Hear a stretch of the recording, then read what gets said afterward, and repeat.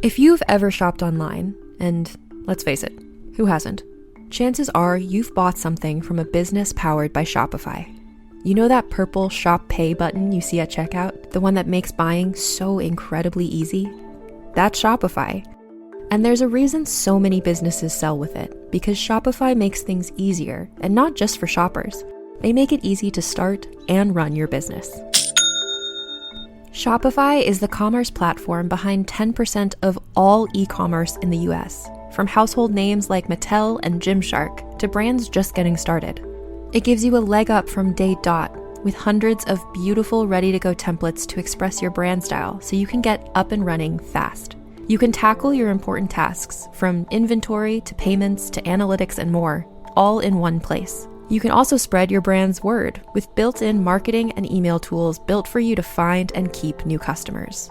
And remember that iconic purple Shop Pay button that's used by millions of businesses around the world? It's why Shopify has the best converting checkout on the planet. Your customers already know and love it. If you want to see less carts being abandoned, it's time for you to head over to Shopify. Sign up for your $1 per month trial and start selling today at shopify.com/realm. Go to shopify.com/realm. Shopify.com/realm.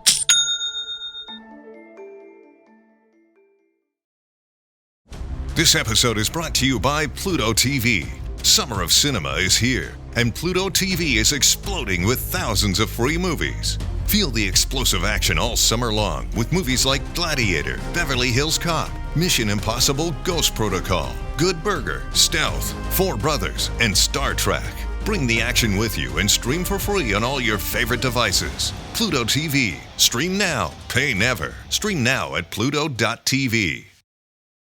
Have you heard of Olivia, the travel company for lesbians and LGBTQ+ women?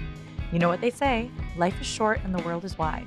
And when you're a lesbian or LGBTQ+ woman, you want to be able to go on vacation, have some fun, feel safe, and be yourself. Olivia Travel creates full takeovers of their cruise, resort, riverboat, and adventure vacations so you can kiss who you want to kiss without a care in the world in your own safe space. Olivia also provides the entertainment, bringing comedians and musicians from within your community. Traveling by yourself? No problem. Olivia has a robust solos program so you can travel alone, together. Single, coupled up, or in a group, you'll meet amazing LGBTQ+ women who come from all walks of life, yet have so much in common. Join the thousands of Olivians who travel to bucket list destinations all over the world. It's life-changing to be in the majority on your own vacation. Discover Olivia for yourself at olivia.com today. Lez Hang Out. Lez Hang Out. And let's talk about what Lez is about. And let's listen to two lesbians shout. Lez Hang Out. Hey everyone, welcome back to Lez Hang Out, where let's talk about all the good things and the bad things that may be. Let's talk about sex. A little bit. From the West Coast, Yes. I'm Lee Holmes Foster. And from the East Coast, I'm Ellie Brigida. To those of you who've been with us through this whole journey, thank you as always for listening. If you're a new listener, welcome. We're excited to have you here. Here's what's happening this week. This week in the Lesdom. This Week in the Lesdom is a place where we can touch base each episode about things going on with the podcast or otherwise. This season, we are still releasing our Patreon bonus episodes. In season 8, our last one was on Amelia Perez, and our most recent Patreon bonus episode, which is coming out today, is for bros. It was a super, super fun time to chat about it. Actually, me and Lee loved this movie. So if you've seen it and you want to hear our thoughts, we would love for you to join our Patreon at bit.ly/lespatreon. We're also doing a big Patreon campaign right now. So at 100 patrons, you can pick out a Should Have Been Gay episode. At 150, we're going to do a live Patreon only show. And at 200 Patreon supporters, we're going to do a virtual house party. Also, if you join at the $5 tier or up, you're going to get entered to come and guest on a special episode with us. So that's super exciting as well. We're really, really looking forward to working more with you all and getting more of you in our community. We are also still going to France, March 25th through the 31st, 2026. We are going to Paris and Bordeaux. You can sign up at bit.ly/let'sdofrance. We already have all of our early bird slots are booked, but we still have a few more spots if you want to join. It's not too late. In the Greater Lez universe, Happy freaking Pride, everyone. It is Pride Month, our favorite time of the year. For us, Pride is all year round, but we love that we get to celebrate and all of you get to celebrate. We would love to hear what you're doing for Pride. Send us your pictures, send us your stories. We love hearing it. I also have a little shameless plug for my own Pride. I'm in a band called The Femmes. We play all over Boston. And on June 27th, we are having a gigantic Crystal Ballroom Pride show. So it's the Crystal Ballroom in Somerville. If you are a Boston or a Somerville gay, I would love to see you there. Even if you're not, come take a trip to Boston. It'll be so fun. Just look up The Femmes at Crystal Ballroom and you'll find the tickets to the show. Super, super pumped. Our Pride shows are always really, really big, really fun affair. So excited for that. Also in the Greater Lez universe, Rosie O'Donnell is playing a gay nun in Just Like That. And I don't know about you, but put Rosie O'Donnell in any show and I will watch it. I don't really watch in Just Like That, but honestly, I probably want to watch this episode just to see Rosie. Also funny because I work on another podcast called Sweet Bitter where we talk about the gay history of the Bible. And our next episode is actually on lesbian nuns. So it's a really good alignment and just thought it was funny. That's what's happening this week. Back to you, Ellie and Lee. Thanks, Ellie and Lee. And we are so excited to bring you episode 20 of season 8, Deus Sex Machina. That's right. You all heard that, Lee's right? very proud of that. I'm very proud of that. And we are joined by a very special guest today. We have Jennie Wetter, who's the director of the rePROS Fight Back Initiative, fighting for sexual and reproductive health, rights, and justice, and also is the creator and the host of the rePROS Fight Back podcast. Jennie, hi. Thanks for being here. Hi, I am so excited to be here. I am already having so much fun. Like a little salt and pepper to kick it off. Like I'm at home. Yeah, We just want to make you feel comfy here. And if Salt and Pepper does that, what are we? Who are we to be? You know? right. There were so many songs. Quite honestly, when you start going through the what are songs vaguely related to reproductive issues? You know what, whatever. And I was like, there's a clear choice here. What am I doing? Yeah. Sorry, sure. this is such a tangent, but you should. Has anyone written a song about lesbian reproduction? Let's do it. I'm Like, sorry. we need- I actually gotta go, y'all. I'll be back. I'm sorry. I'm just all the things we talk about, with making babies and whatever. But imagine if you had a turkey baster song. Yes, I'm into it. That shit would hit. That would hit. Here's the thing. Sorry, we're in a weird place already. Why are we here and why am I digging us even deeper into it? But Just can I do tell it. you, because Kelsey and I talked all the time when we had kids about how absolutely hysterical it is to just be in a bathroom, Yes. two lesbians with a test tube of semen, and you're just this is funny. So yeah, let's write a song, Ellie. Let's do it. Yes, I will say a few of my friends have been talking about having babies, and I definitely told them your story. Yes, great. And I was oh my God. This is what you do. So let's just drop it on a beat and then we're good to go. That's it. But yes, we're not Great. really here for that. Jennie, why don't you tell us a little bit about your podcast? We were talking before, you have been having this show for 7 years, which is quite a long time to have a podcast. So tell us about the show. Yeah. So we actually started in 2017 in December because if you remember back to those first dark days of Trump won, there was so much happening and it was so hard. I mean, it almost sounds cute to talk about how hard it was to keep up on all the things. We were everything that's happening right now. So much. It's so funny. Yeah. But there were so many things happening around sexual and reproductive health and rights that we were we need to find a way to make sure that people can keep up because there was so much happening in the global space and in the domestic space. And my boss at the time was you should host a podcast. And I was very much that's a terrible idea. Please, no, I do not want to do this. He did not give up. He kept pushing. And so 7+ years later, here I am. So each week we do a deep dive into an issue related to sexual reproductive health, rights, and justice. And that can be a really broad definition sometimes.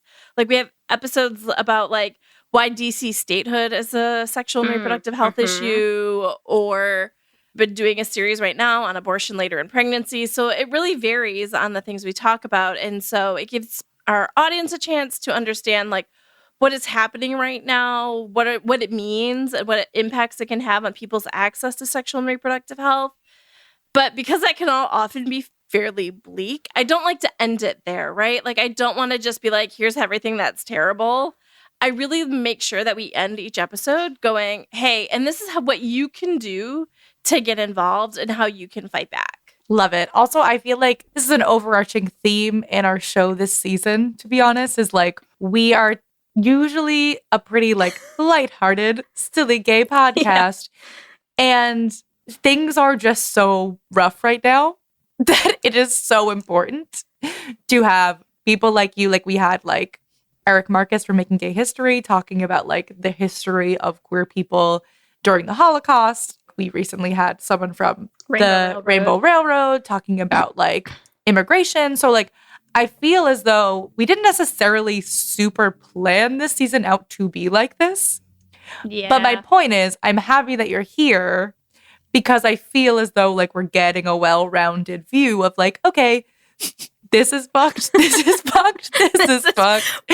And also, let's talk about it, give people resources. What can we do about it? Yeah. You know, and maybe we can still find some laughter and joy in our lives otherwise.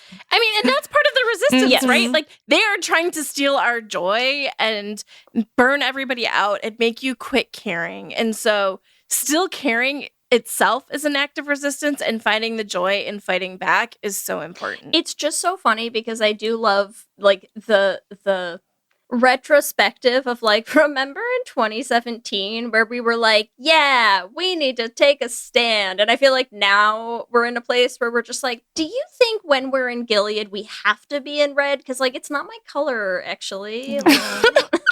I don't know. Taylor Swift dropping fucking Reputation to The Handmaid's Tale. Yes, that's where we're at right now. Yeah. It's not the same, and it's, you know, listen, yes, we are going to laugh our way through it, but like, woof. Yeah, it's pretty bleak right now, y'all. Bad. It's pretty bad. Yeah, I mean, it's obvious, I think, to most people, but how have things changed for you in the past 7 years? Like, what the things you are talking about? Yeah, even just like thinking back to like Trump 1, we used to talk about it as attacks on reproductive health and rights are nothing new, right? Like this has been happening for a long time. Access to abortion, reproductive health care has been restricted for so long. It has depended on who you are and where you live for a very long time. So, but at that point, it was like, you need to put out this fire and you need to put out that fire. And then we talked about a lot during that first Trump administration of like, it went from putting out fires to like everything was on fire all at once.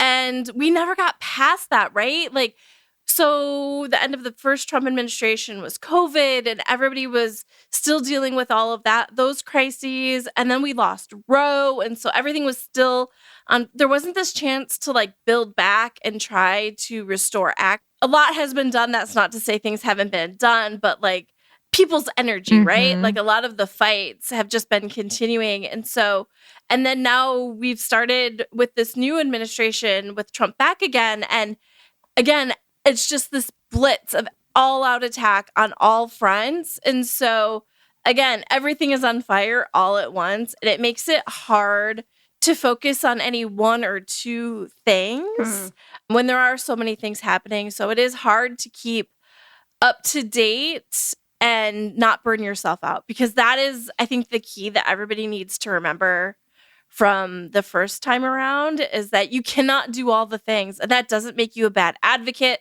That doesn't make you a bad person. We all have our roles to play. And so finding out where you can get involved or where you want to put your energy is really important. If I tried to keep up on all of the fronts, like I wouldn't be able to do the work I'm doing. So, you know, finding out where you want to put your time and energy is really important right now. Yeah, I feel like that's a very, that's a common thread with the people we're talking to. Yeah. Right? And it is like, I think it's sort of funny to me. We were talking, me and my girlfriend and a few of our friends were talking the other day. We've been watching Love on the Spectrum. Have you been watching it? I have not. So, but we were just talking about like, there's like one of the main people on it is Pari. And she's queer and also autistic. But we were just talking about like neurodivergence and queerness is like a circle. There's the Venn diagram is a circle. And so this is my point to say my ADHD brain is like everything. And I'm sure there's a lot of other people who have that that's like, okay, this is like overload. And I think it's very helpful to hear from people who are advocating. Like, it's okay for you to just pick that one thing. And it's actually probably far more helpful for you to pick that one thing, pick that one organization that means a lot to you, pick that one cause, and trust that people are doing everything they can in each of those spaces. And that doesn't mean you don't care about those other things. And the place I really have to like talk to myself about is I don't need to do all the things, right? So if there's a protest or donating or all of these ways that you can get involved and take action, I always feel like I'm being a bad advocate or a bad ally when I don't do all the things. And so I'm trying to be kinder to myself, which I think is also super important in this moment, is to be kind to yourself. I have learned about myself over the years that going to the big rallies and the big protests really spikes my anxiety. And like, I'm fine until I am not, and I need to be out of there. So I've really quit going to them. And I always feel guilty. But there's nothing to feel guilty about. That doesn't mean I don't care about the work and I'm not supporting the work. I'm just taking that moment to prioritize myself, and it's really important. So, finding out the ways that make sense for you to be involved are the ways that you should be involved. And that doesn't mean you're bad if you're not doing the big public-facing ones, or you're not calling your congressman because that makes you stressed or whatever. So, finding the ways that make sense for you to do the things is what's really important. Yeah, because it feels like you're probably not really doing anything else to help with these issues, like you. Yes, exactly. You personally. You as the director of like a reproductive and sexual health initiative, probably not doing anything else. No. Tell us a little bit about for our listeners who don't know, like, what does rePROS Fight Back do? I mean, like the podcast, sure, but like also just what do you do in a more concrete sense, like as the organization? Yeah, so the podcast is part of my work, right? Like it's all one thing. The initiative grew out of the podcast. So I work for the Population Institute. That's the organization that houses the initiative. And so all of my other day-to-day work got pulled into the initiative. So that just means that I do advocacy for sexual and reproductive health. So that means I do talk to Congress or talk to people to get people to talk to Congress about why they need to care about a wide range of issues related to sexual and reproductive health. The biggest thing that I would say is like a little different from the podcast to my day-to-day work. The podcast tends to be a lot more domestic focused, and that's just because that's where all the things are happening and all the things. That's not to say I don't do domestic work in my other work, but a lot of my advocacy time is actually spent focusing on global. That is just where how I came up. So focusing on global funding for international family planning or gender-based violence, kind of a full range of things, which again, we have these usual swings of how those conversations go between administrations of like, the global gag rule is in place, or we've defunded the United Nations Population Fund, or things like that. But this time around, they've basically just said, fuck it, we're getting rid of global assistance in general. And so it has really changed the work and like how to talk about it. It's hard to be like, you should fund family planning when it's like, you need to fund global health, period. Yeah. Like we're letting people starve. We're taking away exist. Like, right? Yeah. We're getting rid of like HIV medications. Like all of this matters, and it's part of the pillars of working between countries, right? So you have diplomacy, defense, and like aid, right? So they're all together and they form this stool that keeps everything safe. And you start taking them away and everything else gets more unstable. It's hard at this moment. So anyway, so that's part of my job. The other big thing we have actually just came out earlier this year. We have a 50-state report card on sexual, reproductive, and health and rights, and looking at how your state is doing when it comes to sexual and reproductive health. We have a really cool new feature this year. We have an interactive website versus just like a static one. So in the past, if you had gone to look at the report card, you could see how your state ranked compared to other states. You would see if your state got an A or an F. And you could see why. But this year, when you go to the website, which is reportcard.reprosfightback.com, you will see that. But then you can also go and say, I want to see how our state compares to other states on sex ed. And then you can move around with the different indicators and see how your state is faring, which I think is so important. Yeah. Some of these conversations are like big conversations. And so you may know, like, I hear really bad things are happening in Texas, but not know what all of the laws are in your own state. So it was really important to help people see what the landscape looks like right now. Well, and it's sad when you look at that map too. Like, I know. I just listen, pulled it up, Lee. as someone who's in one of the 5 states that got an A, it's sad how not great are many of our states are doing. Oh, it's Yeah, we have 25 states getting It's an F. bad. It's bad, y'all. It's a lot of red on here. It's horrible. I mean, I'm also just looking at, like, because I'm like, I live in Massachusetts. That must not be horrible. Oh, it's a D+.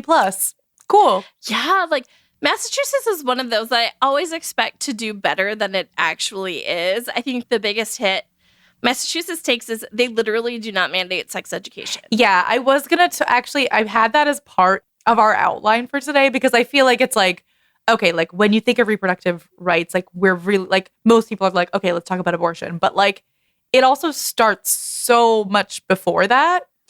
And I'm not surprised by that because I grew up in Massachusetts and my sex ed was abysmal. Like it's actually hilarious. Like I went to a Boston public school. Like I wasn't at like, and I did go to Catholic elementary school. So you would like, Catholic elementary school, like I would expect sex ed does not exist there. Like, no. I had sex ed from a nun because I went to Catholic school. That's amazing. Yeah. So it was bad, y'all. Yeah. Wait, so what did you learn in your sex ed class? I mean, I always just say, like, I had the Mean Girls version of sex ed, right? Like, you're going to have sex, have this horrible disease, and you're going to die. It was very much that. There was, like, a weekend retreat. It was valuing your sexuality. It was very...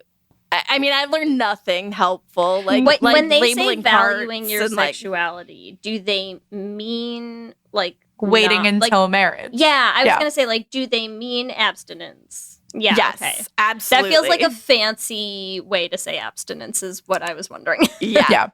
Yes, it Valuing absolutely the was. flower that is your sexuality. Yeah, okay, great. Yeah. Which, again, just sets you up for failure later in life. We all saw Jane the Virgin, and nothing goes right from then on, you know? Like, No. it's all bad. It's all downhill from there. I feel like I've told this story before on the podcast, but I'm not sure if I have, but like this is burned in my brain because we did this in my high school sex ed class. Ooh, tape or gum?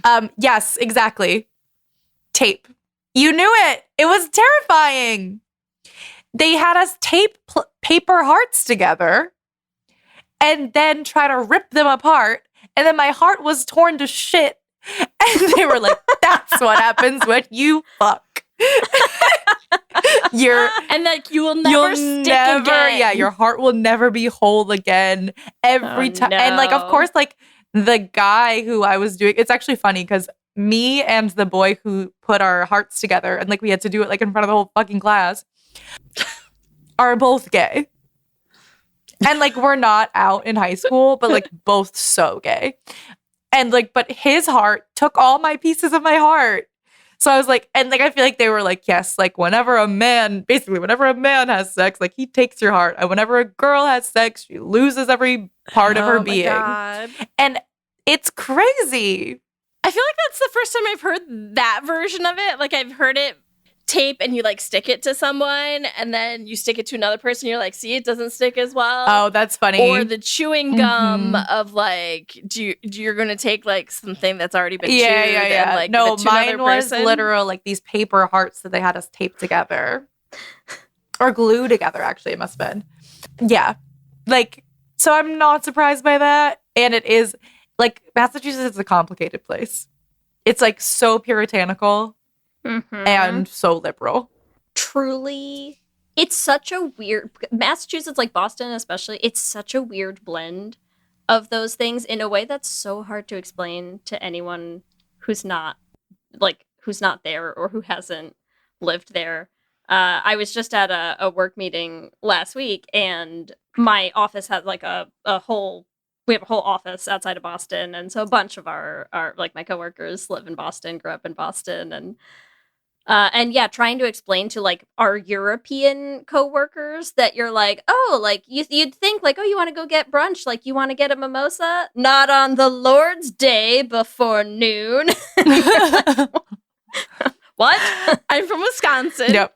So yes, There are like do a you have bunch of that? dry Because it's towns weird. in Wisconsin. you can't sell liquor, but or you can't sell liquor before noon on Sundays.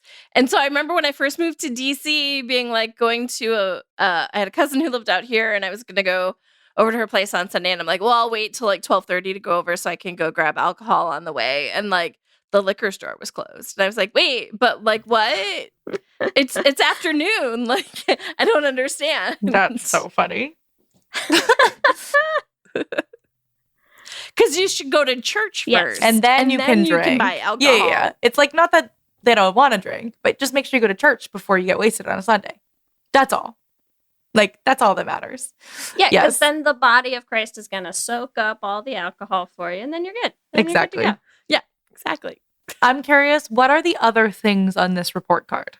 So we broke it into like buckets. So like things around prevention. So we have sex ed, we have access to emergency contraception. So a lot of states don't require hospitals to tell sexual assault victims that emergency contraception exists or give it to them if they ask for it. We also want to make sure young people are able to access birth control. A lot of states don't allow all minors to consent to access birth control. So those are the things under prevention.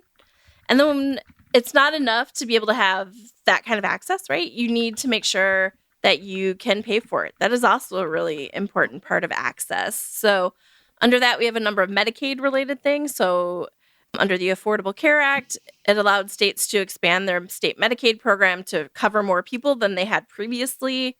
So we look at states and whether or not they have made that expansion. Part of Medicaid also covers sexual and reproductive health services, including family planning. But states can also expand their coverage around family planning further than what is already mandated. So you see a big range in that, with states having like 146% of the federal poverty line, all the way up to Wisconsin, which is, I think, 310% of the federal poverty line. You can get Medicaid coverage for family planning. We also there's also Medicaid maternal health coverage. There's a maternal mortality crisis in this country, particularly for Black women. And so one of the ways that the Biden administration tried to combat that was allowing states to expand maternal health coverage under Medicaid for 1 year postpartum. And this is the one unambiguous piece of good news in the report card. Like, there's a lot of variation in all the categories, but this one, there are only 2 states who have not expanded their coverage for 1 year postpartum, and that is Arkansas and Wisconsin. And then the last thing under affordability we look at is insurance coverage of abortion. A lot of states regulate if your private insurance plan can cover abortion.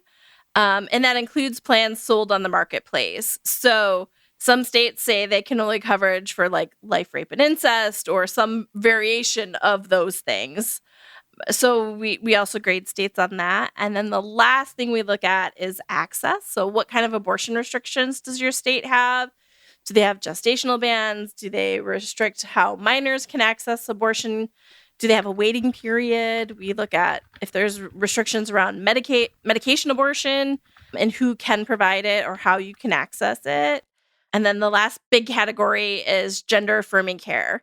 We want to make sure that young people are able to get best practice gender affirming care, because that has been the new front where you've seen people who are attacking abortion have really gone and turned and really are running the same playbook on gender affirming care for young people. And I think that is just also really important then to note that it is not going to stop there, right? They did not stop with restricting abortion access to restricting young people's access. They went for all of it.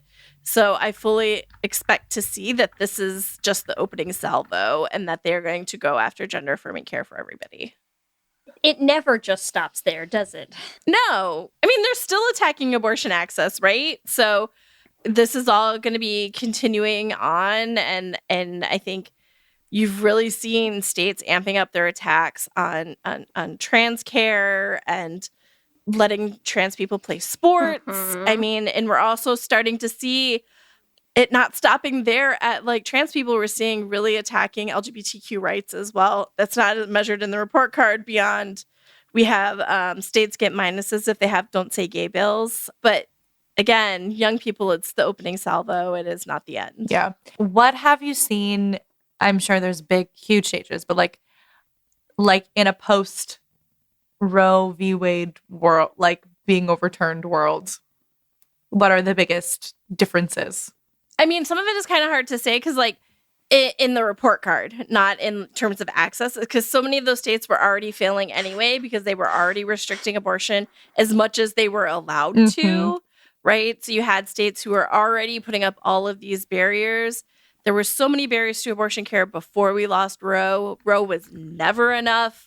And so losing it just made things so much worse, but like it was already bad. So what we're really seeing now is really big deserts where people have to travel for care if they're able, right? And it may sound so simple to be like, okay, so you have to like go to a different state to get care, but that means time off of work. Can you take time off of work? Do you have childcare?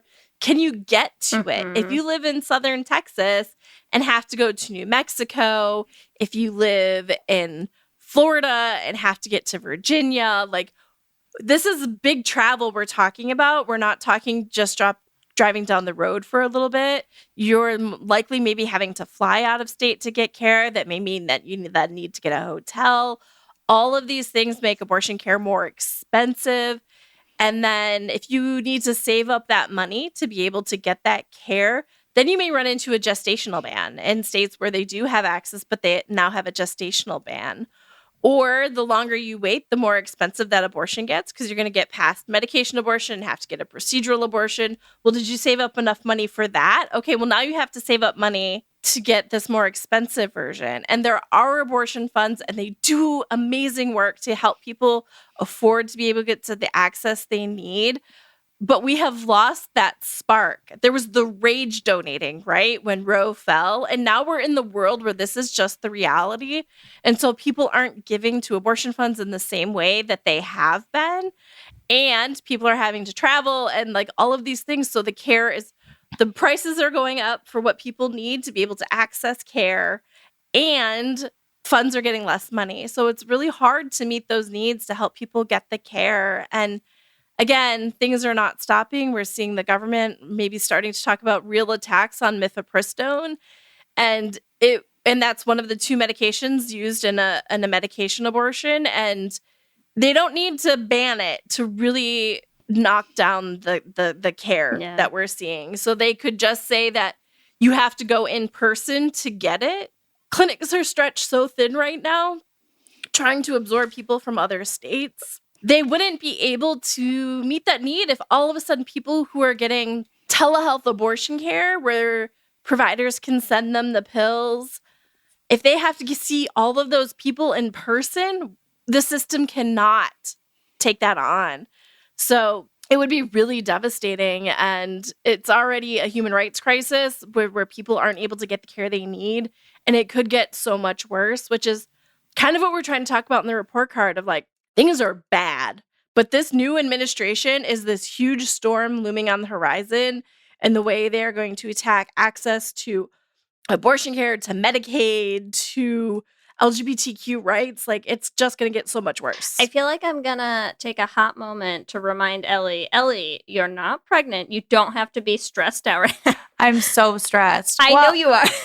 I'm like, you're saying too many stressful things for Ellie to. Well, it's okay. It's a Lee. lot. It's because I'm a real life. No. It's great. It's also I'm a very empathetic human being, Lee, and this is. I know you are. That's why I'm just cutting in to say deep breath, everyone. Thank you. Thank you.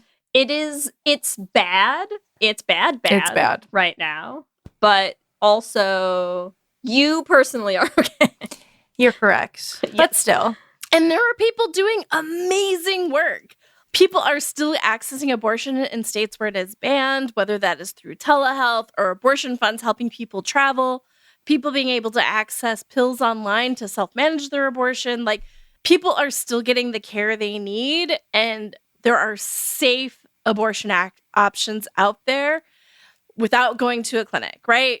Medication abortion is safe to use. If you are able to get the pills to self-manage, it is safe, full stop. You may need to worry about your legal risks, and that is a risk that is not the same for everybody, right?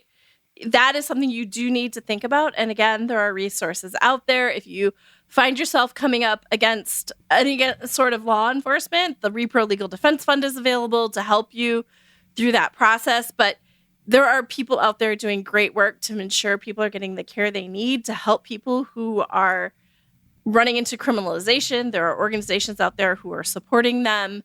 There is amazing work being done. And that gives me so much hope to see the amazing work that is being done on the ground, where abortion funds are doing just so much work and helping so many people.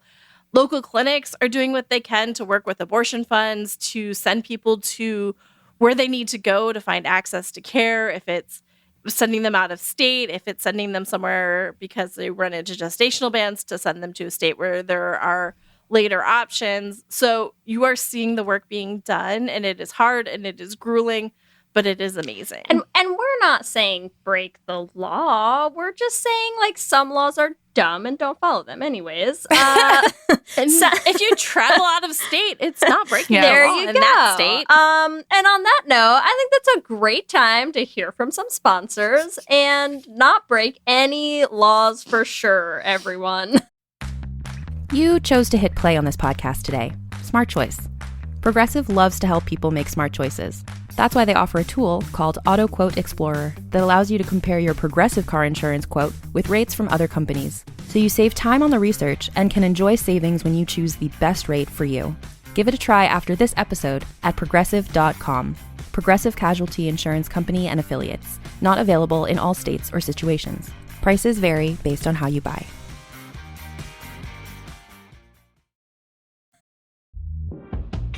Your gut affects everything, even your mood. So Ollie created 2 brand new products to take care of your insides. Ollie Big 10 Probiotic has 10 strains of probiotics, their most ever, to support a healthy gut microbiome, immune system, and stress response. And Ollie Super Good Superfoods delivers 15 superfoods in tasty gummy form. Find them at ollie.com and exclusively at Walmart. Ollie! These statements have not been evaluated by the Food and Drug Administration. This product is not intended to diagnose, treat, cure, or prevent any disease. Shopping is hard. I can never find anything in my size. I don't even know my size. I buy my clothes the same place I buy my groceries. There's a better way. Make it easy with Stitch Fix. Just share your size, style, budget, and done. Your personal stylist sends pieces picked just for you. That was easy. Stitch Fix. Online personal styling for everyone. Free shipping and returns. No subscription required. Get started today at stitchfix.com. So, you just started using LinkedIn Premium. Now what? Well, on your premium company page, you noticed around 7.5 times more page engagement and 5 times more page views. Well done. And now, new clients are messaging you. All because you're using LinkedIn Premium, which helps you get the business growth you want. Think big, small business. Think big. Start your free trial at linkedin.com/premium small business. That's linkedin.com/premium small business. Have you heard of Olivia, the travel company for lesbians and LGBTQ+ women? You know what they say, life is short and the world is wide.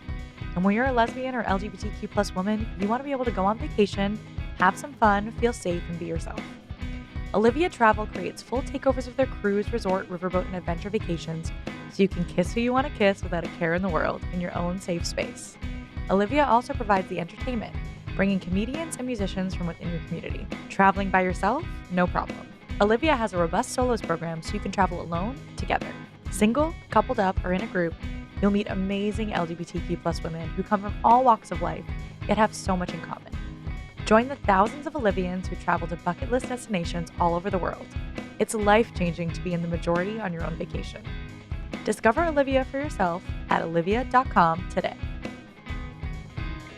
Lez Hang Out. Also, to get us back into it, I will not name any names and will not, but I do have a friend of a friend who is a doctor who like spent many years of her life doing like underground abortions in Istanbul or something. And I'm like, as bleak as it is, I'm like, people are badasses. Yeah. We have a lot of very badass human beings in our corner. You are correct. It is just depressing as fuck that we have to be the badasses. But I agree with you there that I do still have hope.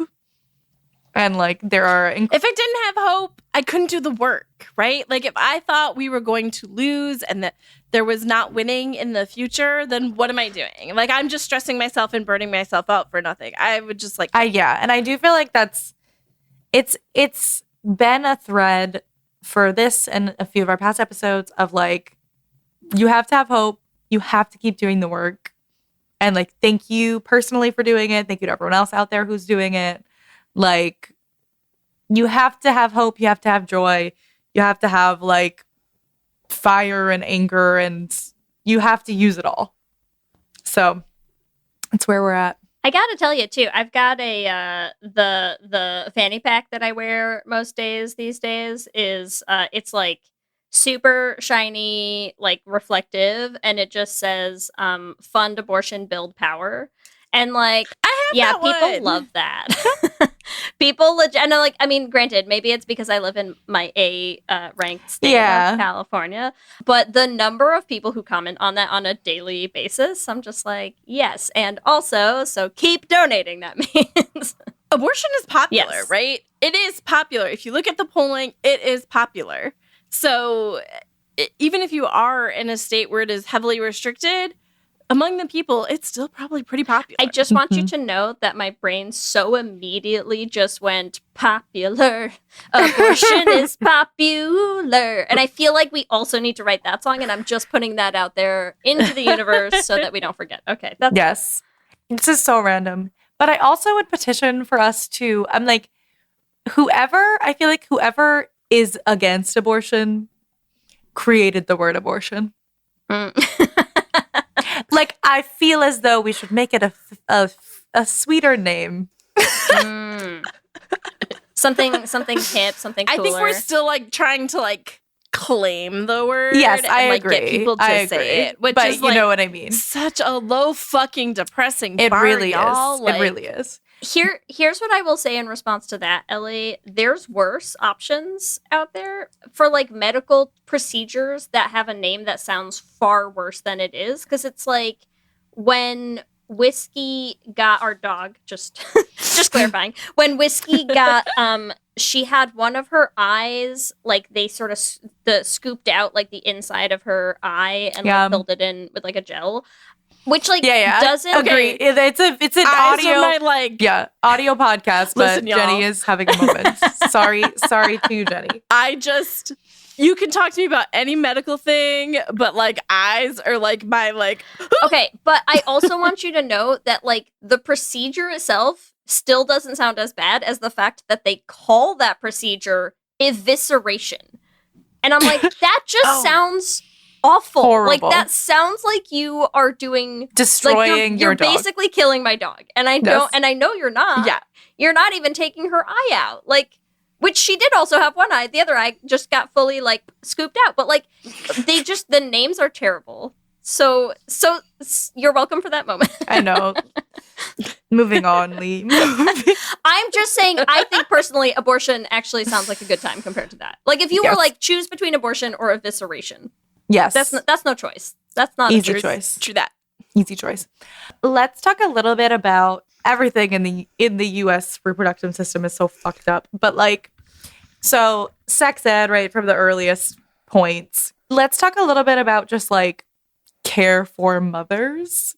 Like, are there any places globally that are like doing it well? Because obviously the US is doing it horribly. I'm sure you can guess. Yes, of course. Right? Like it's the Nordic countries. Yes. Like they're always doing the best on all of these things.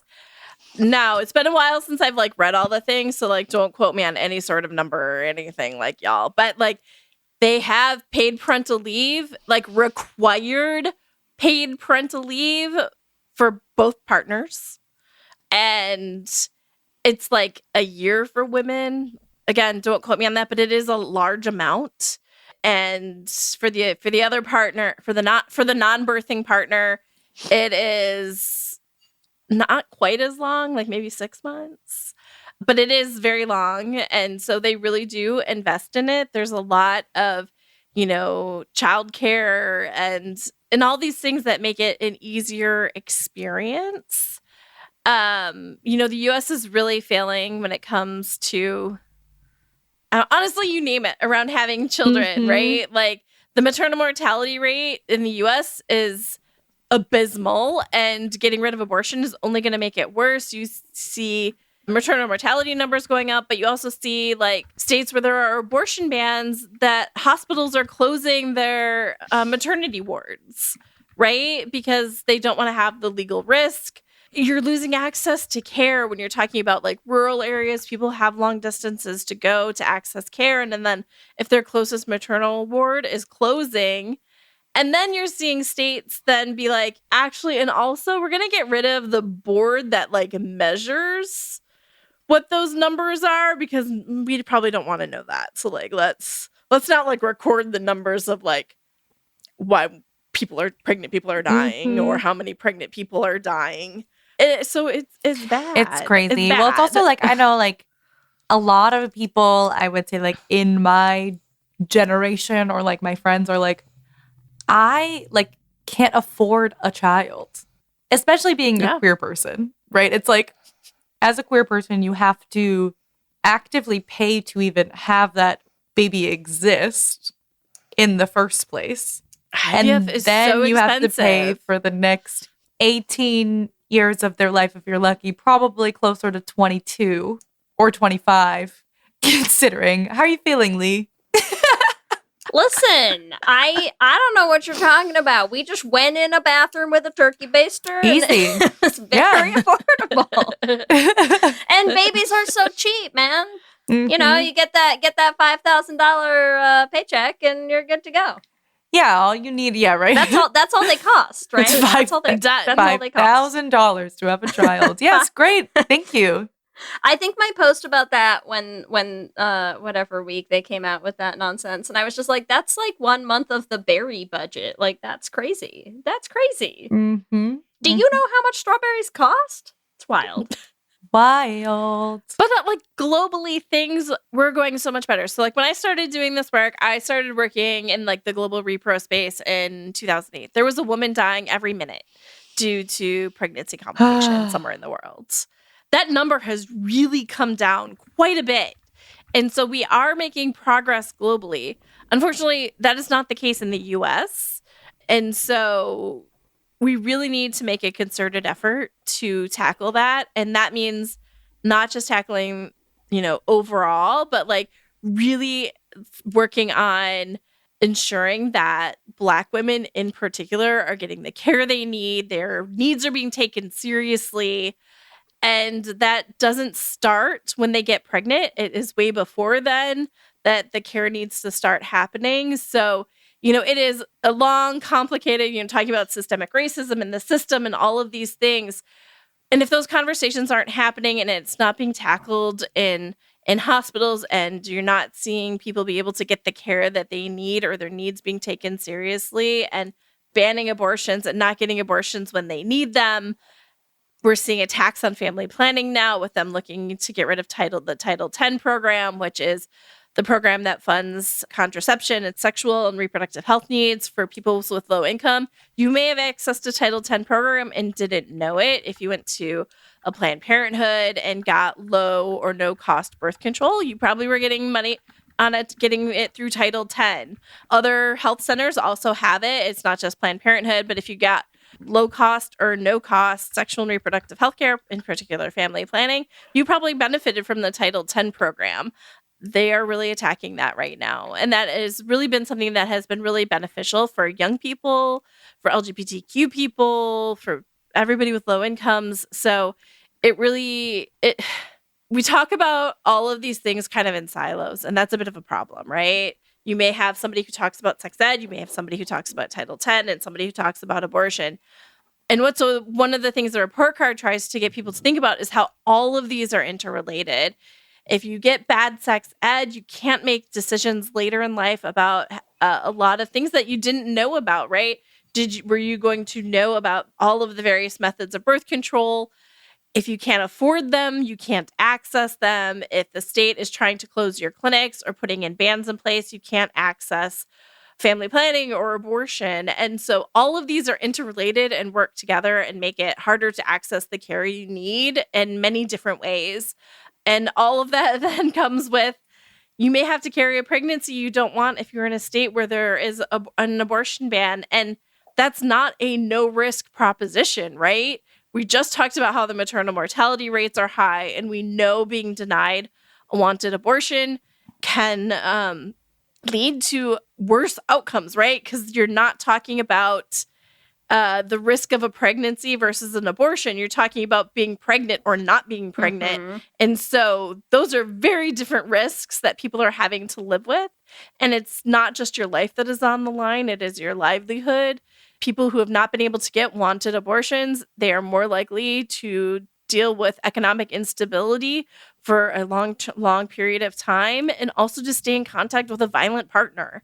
Bad all around. It's also even from the standpoint of like I always say, nothing in my entire life made me more aggressively pro-choice than being pregnant, because even just in the sense of like what's happening to your body, and you're just like, oh, this is a whole legit big thing that like, yeah, you should have every right to choose if this continues happening to your body or not. Like it's wild. It's wild. Even besides the fact that like, yes, our country and mostly like globally a lot of the world seems to just like actively hate pregnant people in a way that's it's not great.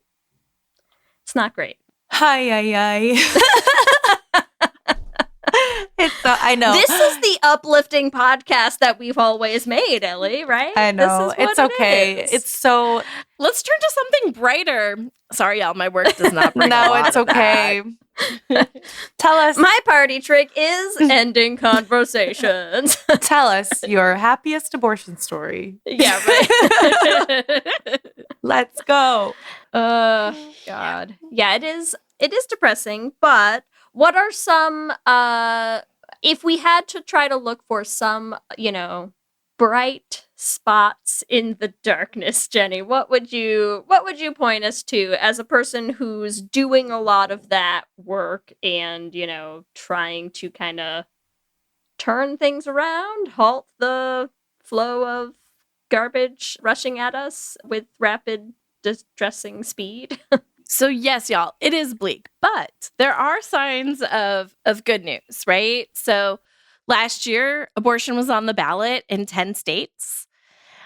In 7 of those states, it won. So it expanded access. Now, was it everything we wanted? No, but it was people voting to expand access to care. And I also want to say, personally, that 7 comes with a giant asterisk because Florida, their ballot initiative got maybe 53% of the vote, but it required 60. I don't know. It required an unreasonable number. But it was still amazing to see that it broke 50%. Like, that is a huge win and sets them up in a really good place if they try to do it again. So, like, those are amazing. Massachusetts is the first state that is going to try and get rid of their viability ban.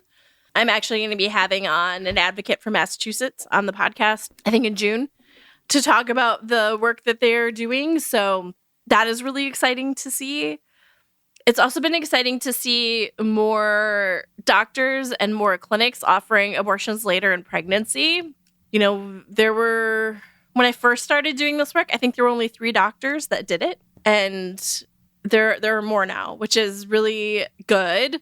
Those stories are always really hard, no matter the indication, no matter why they had to do it or why they're doing it, right? Like, you can't control what happens in your life, whether that is for fetal indications because there's got a really bad diagnosis, or you got a cancer diagnosis, or any number of reasons why you need to access that care later in your pregnancy. So many states ban it, and then you have to travel far to go be able to access that care. And that just makes it harder. You are also seeing states try and do things to protect their doctors. So you have states like New York where you have doctors providing telehealth across the country to provide abortion care. And so states like that are passing shield laws so they can't be sued by states where abortion is banned.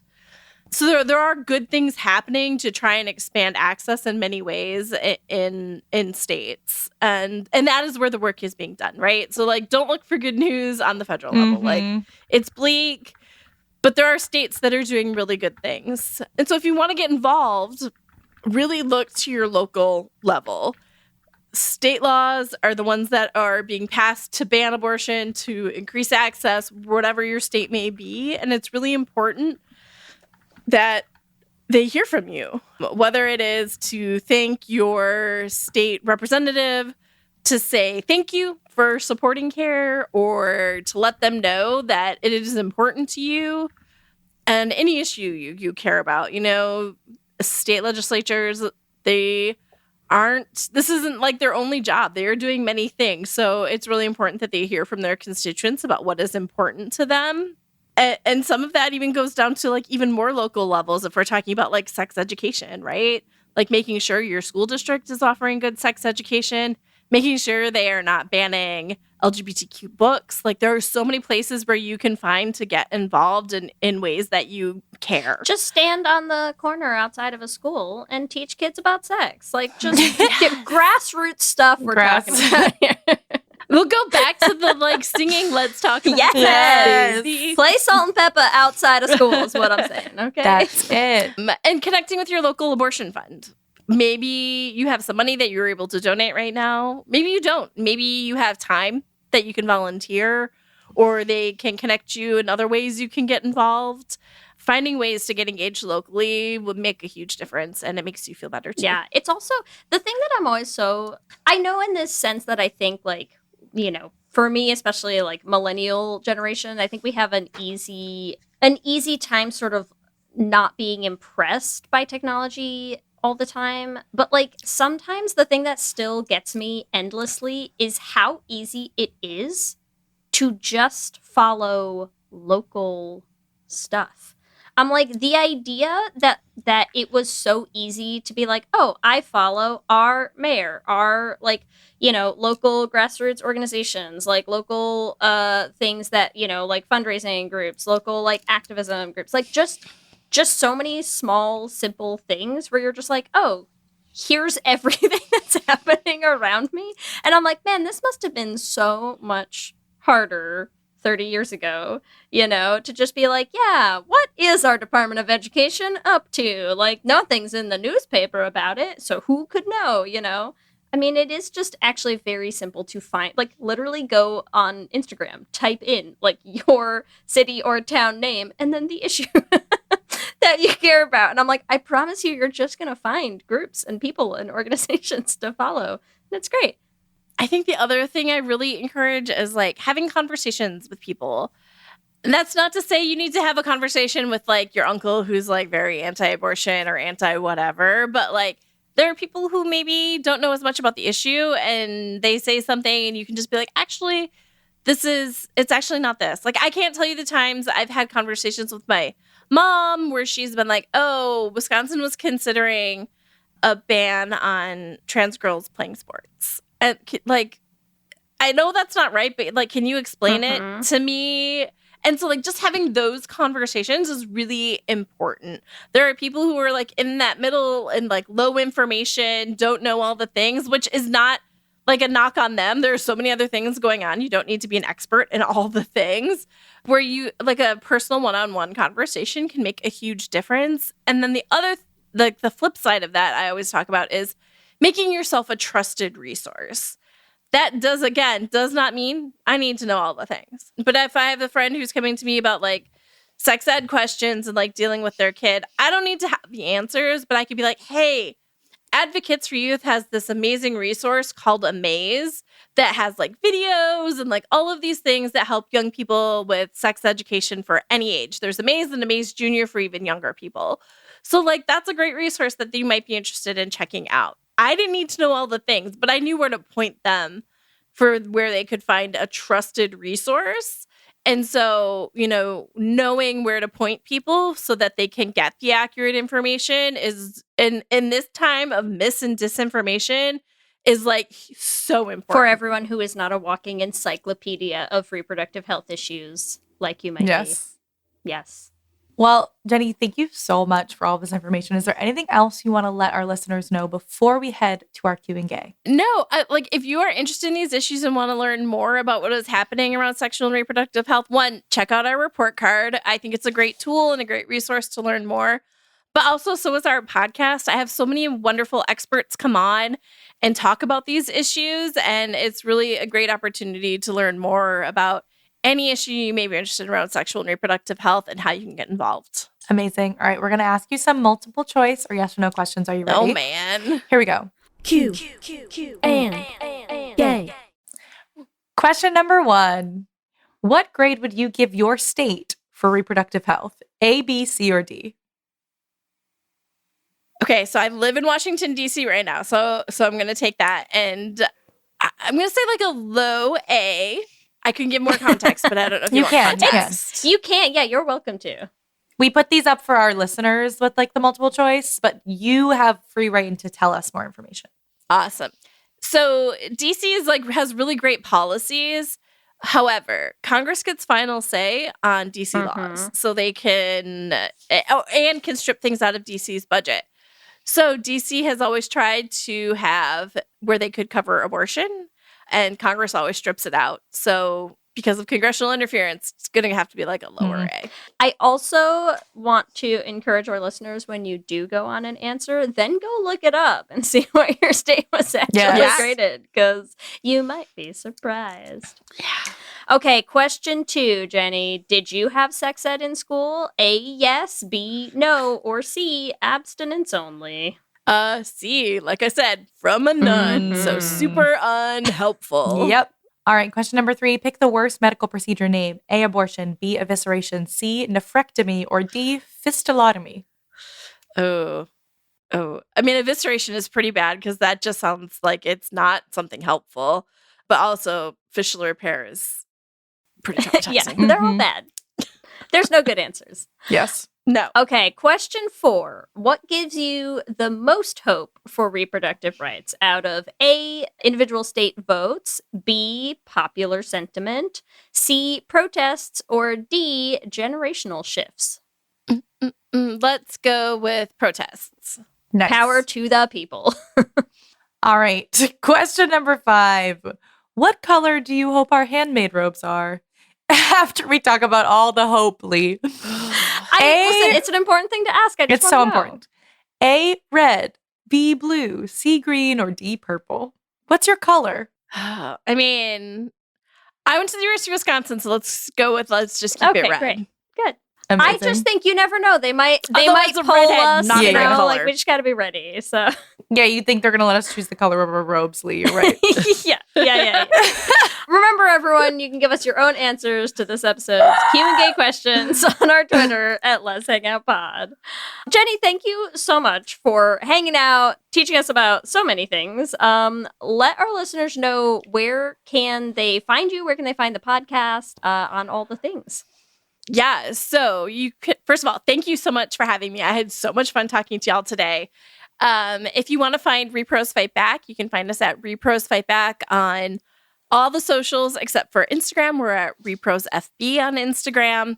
And if you want to find me, my public profiles where you can find me is Jennie in DC. And I would say I'm most active on Blue Sky right now. Amazing. Thank you so much for spending your time with us. This was amazing.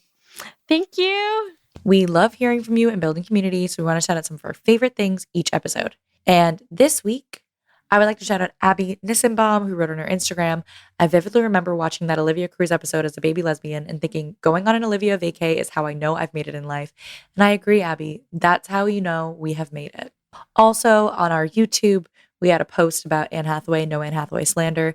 And Lila Brie Larson fan 4035 said Anne is an amazing queen. So we agree with you. No Anne slander, no Anne Hathaway slander on this podcast. As always, we want to thank our Lesbian Jesus patrons, Mark Foster, Lizette Stye, Katie Benitez, Sophia Phillips, and Armani Gucci. And our King Princess patrons, Amy and Ellen. And Andrea Doucette. Thank you so much to you and to all of our patrons. We absolutely could not keep making this podcast without all of your support. Remember, you can also find us on all the social medias, Instagram, Facebook, Blue Sky, and TikTok at Lez Hang Out Pod. You can email us at lezhangoutpod@gmail.com. Or check out our website at lezhangoutpod.com. Whatever app you use to listen to podcasts, make sure that you subscribe. That way you'll be the first to know when new episodes go up. We're also posting videos on our YouTube channel, so make sure you subscribe at youtube.com/lezhangoutpod to catch them. Lez Hang Out is an independently produced show. It's hosted by us. Our audio production is done by Ellie. Our production assistant is Krista Murison. And various other podcasting shenanigans are done by me. If you want to support the podcast, the easiest way to do that is to rate and review us on iTunes or wherever you listen. We'd love to hear what you have to say. If you want to support us on Patreon, that is one of the best ways to make sure we can keep making this show. You get access to our Discord chat. You get access to our extra Les Trecurricular episodes. We are in the midst of a huge push right now, so we have extra things that you can get if you join our Patreon as any paid level, like picking a Should Have Been Gay episode topic for us, virtual house party, all sorts of good stuff. You can find that at bit.ly/LesPatreon. If you want to get some Lez Hang Out merch, it's the perfect time to do it for Pride. You can get that at bit.ly/LesMerch. Show off your gay pride with all of our fun Les design. Remember, we also have a queer production company making queer podcast musicals with guaranteed happy endings. You can find everywhere at Dollar Bean Prod. Or at our website, dollarbeanproductions.com. You can listen to all of the episodes of our first show, The Flame, and our second show, Journey to the Heart, anywhere you listen to podcasts. And if you want to help support us in making those musicals, you can join our Patreon at bit.ly/dollarbeanpatreon. If you want to follow us individually, you can find me on Instagram, TikTok, and Blue Sky at LSH Foster. And you can find me on Instagram and TikTok at Ellie Brigida. With that, I'm Ellie. And I'm Lee. And let's hang out again soon. Let's hang out. All right, here we go. New Phineas and Ferb is here. We're back, baby. For 104 more days. I know what we're gonna do today. Of summer vacation. I am ready for summer shenanigans. Let's do it. Oh, yeah. All right. We're gonna bust Phineas and Ferb once and for all. Are we gonna do this again? New inventions, shenanigans, innators, adventures, and songs. Brand new summer vacation. New Phineas and Ferb starts June 5th on Disney Channel and next day on Disney Plus. On DisneyPlus.Disney.com.